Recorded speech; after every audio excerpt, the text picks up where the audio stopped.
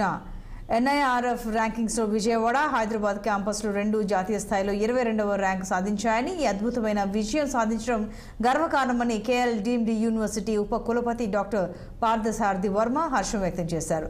భారతదేశంలోని అన్ని విశ్వవిద్యాలయాలు, ఇంజనీరింగ్ కళాశాలలు, IITలు, NITలు మొత్తం కలిపి 6,517 ఉన్నత విద్యా సంస్థలు పోటీ పడగా తమ వర్సిటీకి 22వ ర్యాంకు రావడం ఎంతో ఆనందంగా ఉందన్నారు. ఈ విజయాలు KL విశ్వవిద్యాలయం యొక్క సమగ్ర విద్యా విధానాన్ని స్పష్టం చేస్తున్నాయన్నారు.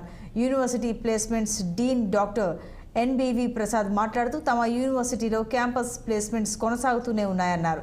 ఇటీవల జరిగిన క్యాంపస్ ప్లేస్మెంట్స్లో 35 లక్షల రూపాయల వార్షిక ప్యాకేజీతో నలుగురు పేపాల్ కంపెనీకి నలుగురు విద్యార్థులు, 20 లక్షల రూపాయల వార్షిక ప్యాకేజీతో విద్యార్థులు JP Morgan కంపెనీకి ఎంపికయ్యారని పేర్కొన్నారు. ఈ కార్యక్రమంలో varsity vice chancellor doctor G. Parthasarathi Varma, admissions director doctor J. Srinivasarao తదితరులు పాల్గొన్నారు.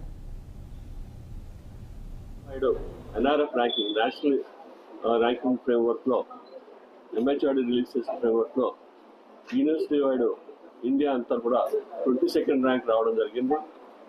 లాస్ట్ ఇయర్ మాకు 28th ర్యాంక్ రావడం జరిగింది. సో దీంట్లో మేజర్గా మా ఫ్యాకల్టీ చేసిన కృషి, పబ్లికేషన్స్ అవనండి, ప్లేస్మెంట్స్ అవనండి, అలాగే క్లాస్ వర్క్ అవనండి, అలాగే కరికులం డిజైన్ అవనండి, స్కిల్లింగ్స్ అవనండి, ఇవన్నీ కూడా పార్ట్ అవడంతో సో ఈ అచీవ్మెంట్ని సాధించడం జరిగిందని గర్వకారణంగా చెప్తున్నాం.